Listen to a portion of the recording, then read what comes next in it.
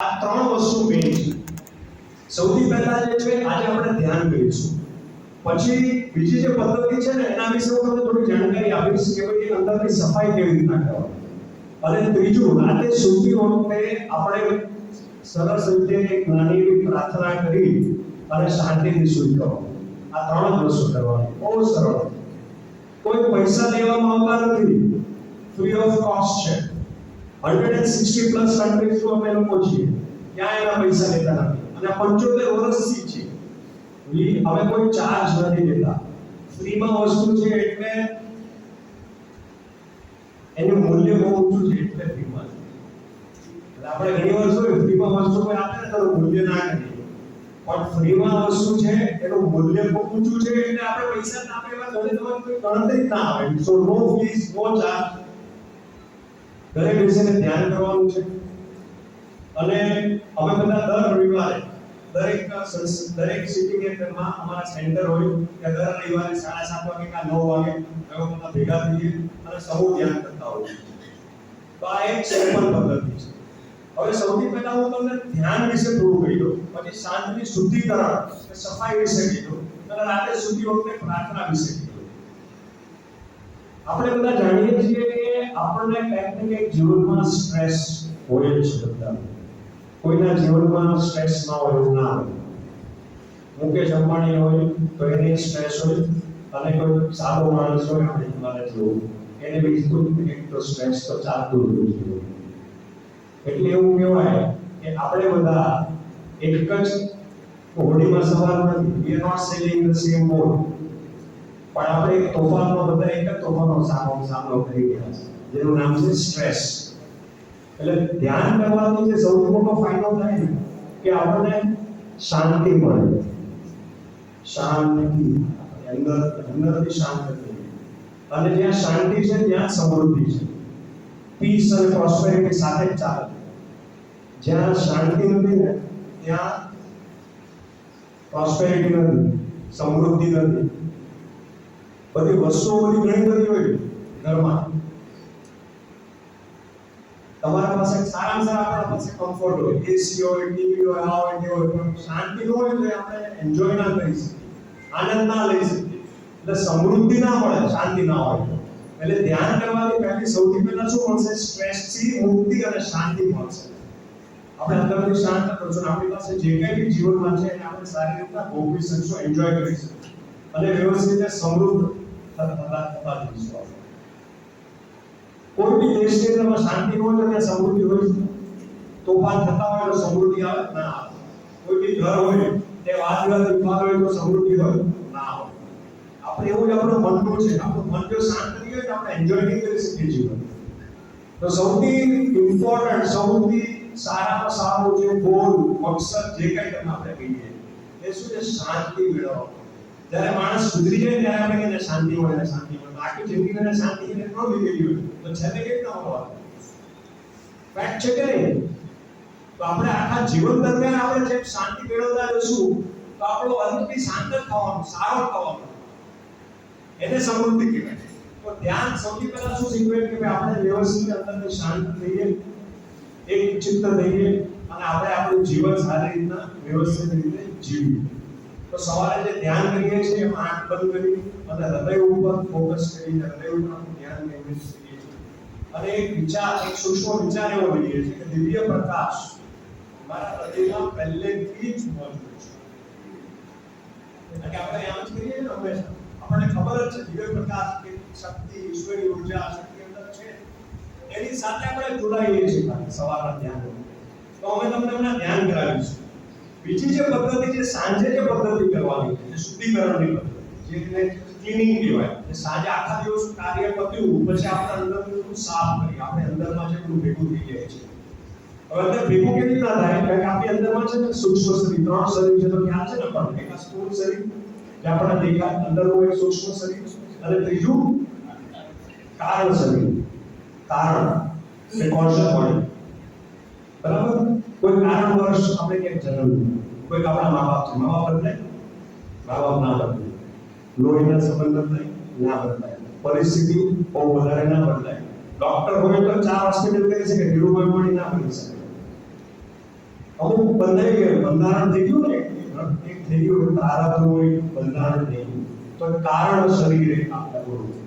બીજું જે શરીર જે છે અંદર, જે બધું અંદર રમણ ચાલે છે, એ સૂક્ષ્મ શરીર. એ સૂક્ષ્મ શરીરના મારા ચાર ભાગ છે: ચિત્ત, બુદ્ધિ, મન અને અહંકાર.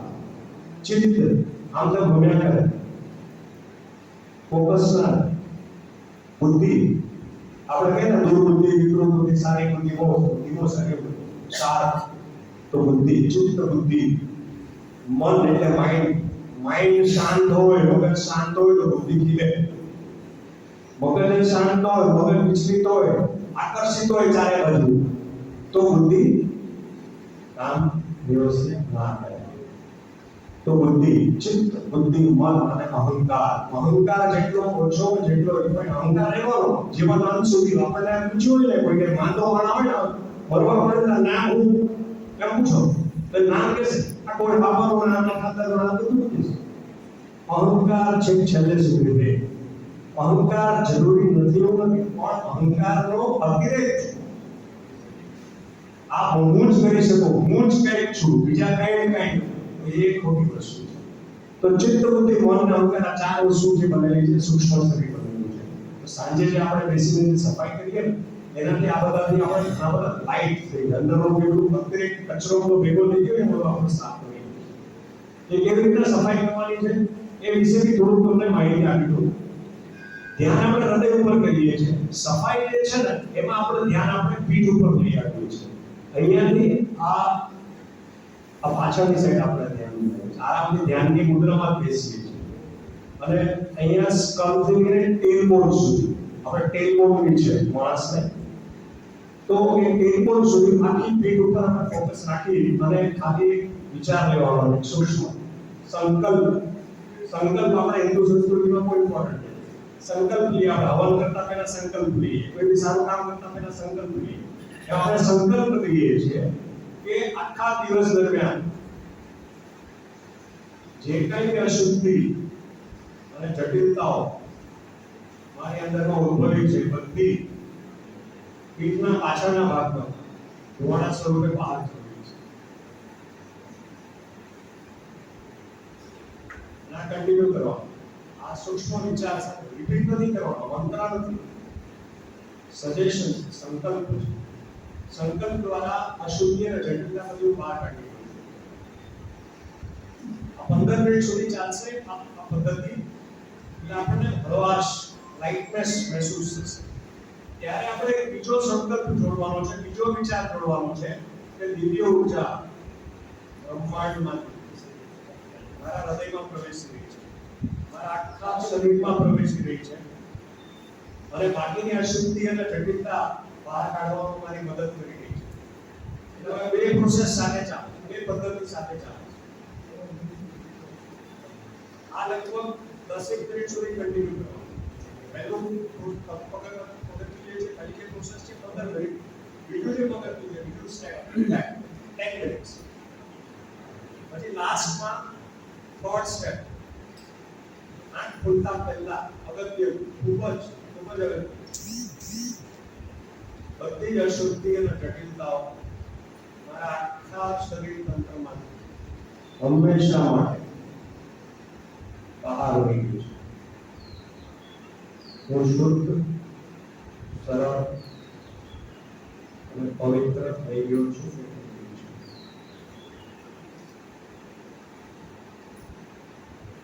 મારું આખું શરીર તંત્ર, મન, આત્મા ઈશ્વરનું એક મંદિર બની ગયું છે. 3 સ્ટેપ પૂરા કરી આરામથી આખા દિવસનો જે બધો કચરો આપણાથી ભેગો થઈ છે, જડતા અજડતા, એ બધાની સફાઈ આપણે કરી નાખીએ. આ પદ્ધતિ, આજે પ્રક્રિયા જે છે એ અડધી કલાક માટે કરવાની છે. ધ્યાન આપણે કલાક સુધી કરી શકીએ, કલાક સુધી. ક્યારેક આપણે 15 મિનિટ ધ્યાન કરીએ, ક્યારેક આપણે 45 મિનિટ ધ્યાન કરીએ, કલાક સુધી ધ્યાન કરી શકીએ, પણ સફાઈ અડધી કલાક માટે જ કરવાની. શાંતિ. તો પહેલા ધ્યાન છે, શાંતિ, સફાઈ છે. હવે આપણે જ્યારે રાતે સુવા જઈએ ને, ત્યારે આપણે મોબાઈલ, આ છે કે ટીવી, આ બધું બહુ બધું માઇન્ડમાં ભરી આપણે સુવા જતા હોય એ આપણા હેલ્થ માટે સારું નથી. આપણે બધા જાણીએ છીએ. તમને ખ્યાલ હશે આપણે બધાને કે મોબાઈલ અંદરમાં રેડિયેશન બી બહુ છે. આપણે કઈ કરતા નથી. તકલીફ એ છે. ચાર મોબાઈલ ભાડે કરી પછી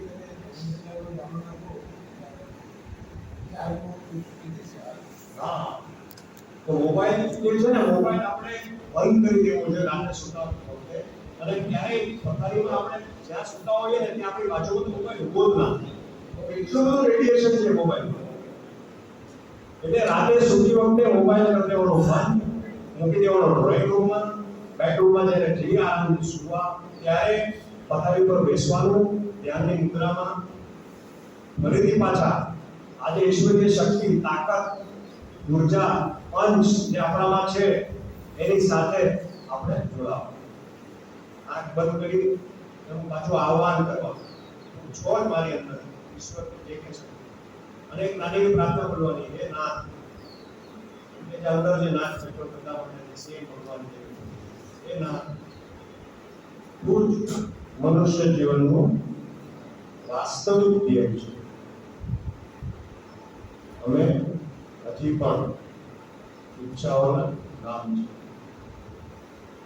છે જે અમારી ઉન્નતિમાં બાધક છે.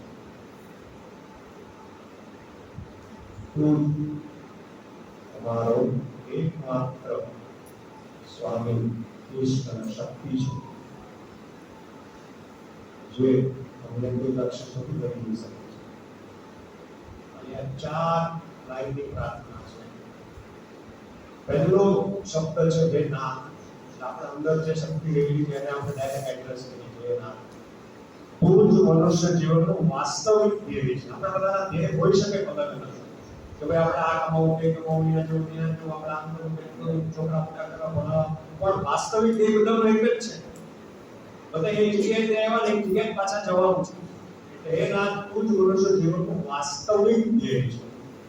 અમે હજી પણ ઈચ્છાઓના ઈચ્છાઓ ન હોવી કઈ ખોટું સારું ખરાબ નથી. મારે આજે ગુલાબજાંબુ ખાવા, મારે આજે આ ફરવા જવું, મારે ગાડી લેવી, પણ એની ગુલામી કરા. કોઈને પાસે ગાડી આવી છે મારે કરતા પહેલા તો ઈચ્છા થાય એ ગુલામી.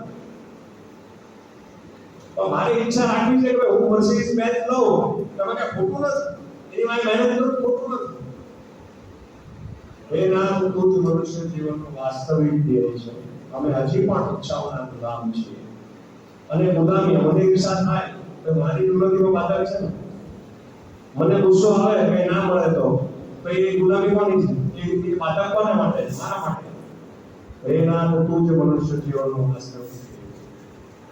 અમે હજી પણ ઈચ્છાઓના ગુલામ છીએ જે અમારી ઉન્નતિમાં બાધક છે. તું જ એકમાત્ર શક્તિ ઈશ્વર છે જે અમને તે લક્ષ્ય સુધી લઈ જઈ શકે છે. અમારી આધ્યાત્મિક ઉન્નતિ તું જ કરાવી શકીશ. અમારી આધ્યાત્મિક ઉન્નતિ માટે તું જ અમારો સહયોગ કરી શકીશ. તું જ અમારો સહારો છે.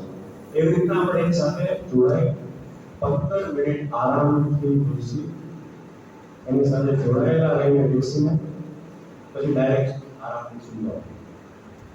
આની પાછળનું સાયન્ટિફિક રીઝન બી કહું તમને. સબકોન્શિયસ માઇન્ડ અને કોન્શિયસ. કોન્શિયસ માઇન્ડ આપણે જ્યારે આખો દિવસ દરમિયાન આપણે જ્યારે કંઈ કામ કરીએ આપણે કોન્શિયસ ચિત્ત સાથે કામ કરીએ. પણ જ્યારે આપણે સૂઈ જઈએ ત્યારે સુષુપ્ત થઈ જઈએ. મુકેશ અંબાણીએ પૂછ્યું કે ભાઈ તું કોણ તો તને ખબર ન હોય. હું તો હોય મારું નામ મુકેશ છે કે મારા બાપાનું નામ દેવું ના ખબર. તમે કોઈને બી પૂછો એ ત્યારે હું જાય મારા ત્યારે ખબર નથી કે પહેલમાં ઊંધો છે કે ઝૂપડા ઊંધો છે. સુષુપ્ત થઈ ગયો પણ એની અંદરમાં રમણ ભમણ તો ચાલે જ છે. એને નથી ખબર અંદરનું જે ભરેલું છે ને એ સતત ચાલે. હવે એ જે સતત જે ચાલે છે ને એને શાંત કરવાનું, એને સમર્પિત કરી દેવાનું. એટલે શું થાય કે આખો રાત દરમિયાન આપણે સારી જગ્યાએ અને સારી એનર્જી સાથે જોડાયેલા. આ એક મુખ્ય ઉદ્દેશ છે રાતની પ્રાર્થના. એટલે સારા વિચાર સાથે સુવા માટે પ્રાર્થના કરી સુવા માટે આપણે સ્કૂલમાં શીખવતા આપણે ભૂલી ગયા. આપણે સ્કૂલમાં શું કે પ્રાર્થના કરીને તમે જવો, પ્રાર્થના કરીને તમે ઉઠો, પ્રાર્થના કરીને કરીને સૂવો, એટલે આ પ્રાર્થના કરીને સુવાનું, જેથી કરીને આપણે સારી એનર્જી સાથે જોડાયેલા રહીએ સુષુપ્ત અવસ્થામાં, જેથી કરીને અંદરનું જે રમણ ભમણ જે ચાલે છે એને એ સાચવી છે. અને આટલું કરીએ ને તો ફાયદો કોને થાય?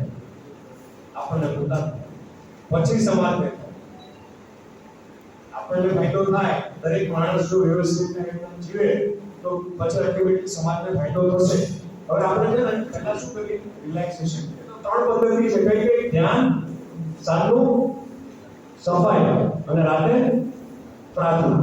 આ 3 પદ્ધતિ છે. સવારનું ધ્યાન, સાંજની સફાઈ અને રાતે સૂતી વખતે પ્રાર્થના. તો અત્યારે આપણે છે ને